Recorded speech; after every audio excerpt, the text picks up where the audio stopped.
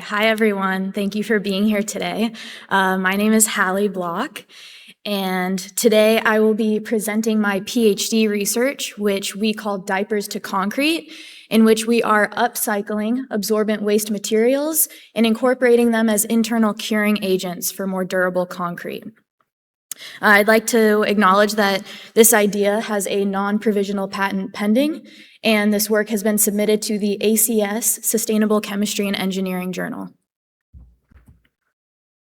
And so if you're here today, you've likely heard it before. Concrete is the most widely used construction material in the world, and it contributes significantly to global greenhouse gas emissions, as well as overexploitation of natural resources. For these reasons, there's a growing motivation to achieve more environmentally and economically sustainable concrete materials. One of the ways to achieve that is by extending the service life through the durability properties of concrete materials. Things like permeability and early age shrinkage and shrinkage cracking. One way of achieving those properties is through internal curing. And so, let's see if my laser works. Up here on the top, we have examples of traditional or external curing in which a sealant or moisture is applied to the surface of the material. And internal curing is a method of incorporating absorbent materials into the mix for a more uniformly distributed and controlled hydration throughout the material. So you might have heard of lightweight aggregates as an internal curing agent. Superabsorbent polymers, or SAP for short, is another example of internal curing agents. These are three-dimensional, covalently cross-linked polyelectrolyte polymer networks. They are capable of absorbing fluid up to 1,000 times their dry weight. These are typically incorporated into a mix as a dry admixture at very low quantities, and they have previously been studied mostly for their ability to mitigate autogenous shrinkage. In this figure I have here, it kind of explains how SAPs work when they're incorporated into a mix. They're first typically incorporated in as a dry admixture in which they absorb water quite quickly at very early times. Over time, the cement grains then begin to dissolve and form hydration products in which the SAPs retain their fluid. After further time, they are then prompted by an ionic imbalance in the fluid to deswell and release that fluid, supplying a better hydration and, again, more uniformly throughout the material. Our research group has already seen this technology work at the commercial scale. In a previous research, which was presented at this meeting, in fact, at an earlier meeting, a year-long field trial in collaboration with INDOT was conducted out in Indianapolis, in which concrete slabs using type 1L cement were casted with and without SAP. They were also casted half externally applied with curing compound and the other half exposed to the elements. What was found at the end of this study was that the SAP-cured slabs had a 30 to 50% increase in strength compared to the SAP-free mixtures. And this report was just published on Friday, actually, so if this has interest to you, you should look into it. And so a bag that would have been incorporated into that mix, like the one I'm holding now, is 1 pound, and 1 pound or one bag is portioned per cubic yard of concrete. This bag would fall in the price range of around $6. And if we can compare that to other typical admixtures such as WRA or internal curing or shrinkage reducing attempts like curing compounds or shrinkage reducing admixture, that price falls right in line with some pretty typical admixtures. However, there possibly is a cheaper SAP alternative with further environmental benefits. And so this brings me to my project, the Diapers to Concrete idea, in which we are intercepting industrial absorbent waste materials containing these SAP or hydrogel particles and trying to incorporate them as internal curing admixtures. This project's goal is to evaluate the effectiveness of various pre-consumer and one post-consumer, what we call absorbent gelling materials, or AGM for short, and we are evaluating these particles as internal curing agents. The overall scope of this project is to hopefully develop internal curing agents from these industrial waste sources to create more durable, longer-lasting, environmentally and economically sustainable concrete. The rest of this project, again, has a non-provisional patent pending, and the work, along with some other results, is submitted to the ACS Sustainable Chemistry and Engineering Journal. And so to talk about the samples of interest, we received these 4 samples from our collaborators at Procter & Gamble. The first one in red is a post-consumer waste. So there's a company in Europe that's right, collects used absorbent material, cleans it, treats it, shreds it, and they try to find other uses for it. So that company is a joint venture of Procter & Gamble's, and we were able to obtain a sample of that. The other 3 are post-manufacture waste, so these are unused particles, and we received these right off the line from a Procter & Gamble plant.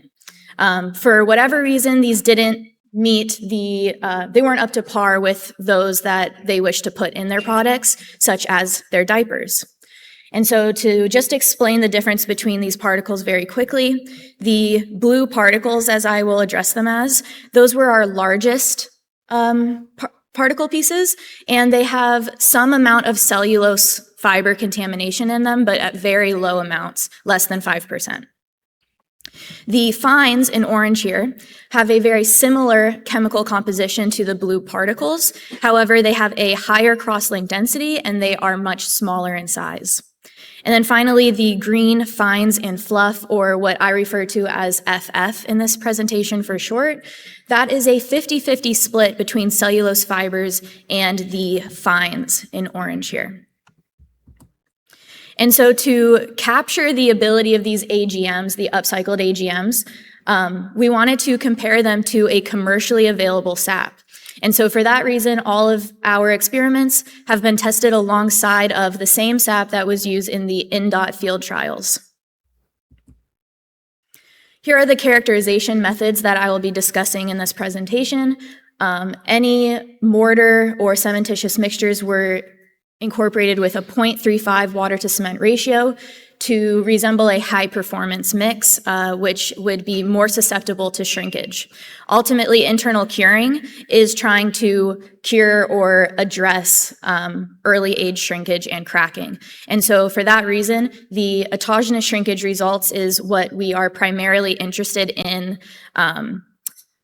making better. However, the other ones that I will be talking about are of course of interest as well, but we are more so concerned with keeping them at the reference amount. And so here are our mix designs. To quickly sum up this table, all of our mixtures had a 0.35 water to cement ratio, and of course, besides our control batch, had a 0.2% AGM dosage by weight of cement. We also required a WRA dosage of 0.75% by weight of cement.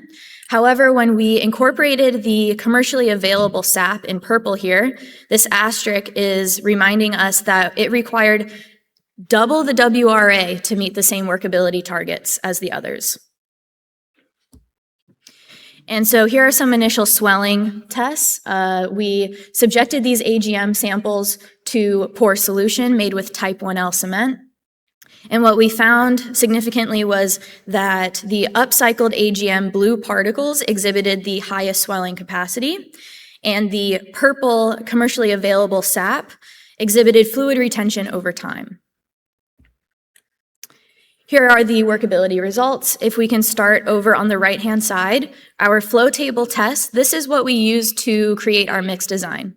We were trying to capture a target flow of 110% plus or minus 10%. Once we achieved that with our control, that mixture was good to go, and it was tested in what I will talk about next. When we incorporated the upcycled AGM into the same mix design, we did not require additional WRA to reach similar flow targets. However, again, the purple sap required double the WRA to reach similar workability. And slump in air content, nothing too significant here. Of course, the additional WRA had some effect in this final batch. And so here are our compressive strength results. What we saw was that upcycled post-manufacture waste AGMs exhibited increased compressive strength by day 7. However, the post-consumer waste granules in red, they inhibited compressive strength, likely because of the particle size created too many air voids. And here we have hydration kinetics. We tested isothermal calorimetry.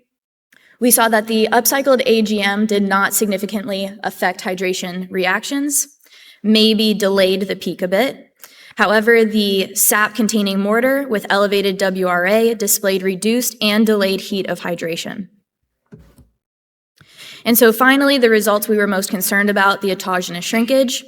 The black curve here is our control or reference. And we were concerned with all of the curves then having less strain, and so we were looking for that raise in the curves compared to that black curve. And as you can see, all upcycled AGM containing mortars exhibited autogenous shrinkage mitigation, and the blue particles led to the greatest shrinkage mitigation of 43% by day 3 compared to the control. Interestingly, the commercial purple sap containing mortar expanded over time. It is not yet clear to us whether that's because of the sap particle itself and its retention of fluid or the elevated WRA. And so we were quite happy with the particles, and we decided to continue optimizing our mortar batch designs. So this data here is focusing on the blue particles, in which we took the initial dosage of 0.2 and increased it to 0.5. Also included on this slide is the blend of particles in FF at a blend of 75 and 25%. When we increased from 0.2 to 0.5, we did require a slight elevation of WRA to reach that same workability, but only from 0.75 to 0.85 by weight of cement. And as you can see, the autogenous shrinkage was reduced by up to 77 and 76% with these optimized blends by day 3 compared to the control. Here's the compressive strength from the blends that were on the previous slide. The first 2 columns here were from the previous compressive strength results, and now we are comparing them alongside of the optimized blends in this presentation. What we can see is that increasing the AGM blue particle dosage did not inhibit compressive strength, and that mortars with the blended AGM displayed comparable compressive strength by day 7 at that elevated dosage. So in conclusion, all upcycled AGM samples exhibited physical and chemical similarities to commercial polyacrylate sap. They mitigated autogenous shrinkage, maintained or improved compressive strength, maintained workability without additional WRA, and exhibited comparable hydration kinetics, all at the initial dosage of 0.2% by weight of cement. Upon increasing and or blending the AGM samples, we were able to achieve further autogenous shrinkage mitigation. We maintained compressive strength from initial test dosage, or improved compressive strength compared to the control. We were also able to maintain workability with a minimum WRA increase. And so currently I am wrapping up this autogenous shrinkage, compressive strength, optimization mortar mixture. The most promising batches, I am planning to move on to evaluate their hardened concrete durability. And so I have listed here some of those ASTM standards I plan to test. And we would eventually like to test this technology at the commercial scale in a field trial. And so I'm asking if there are any concrete producers out there. We're looking for partners. And so I would like to just quickly acknowledge Purdue University, my research group, as well as everybody that works in PanCal Lab, and my funding. Thank you.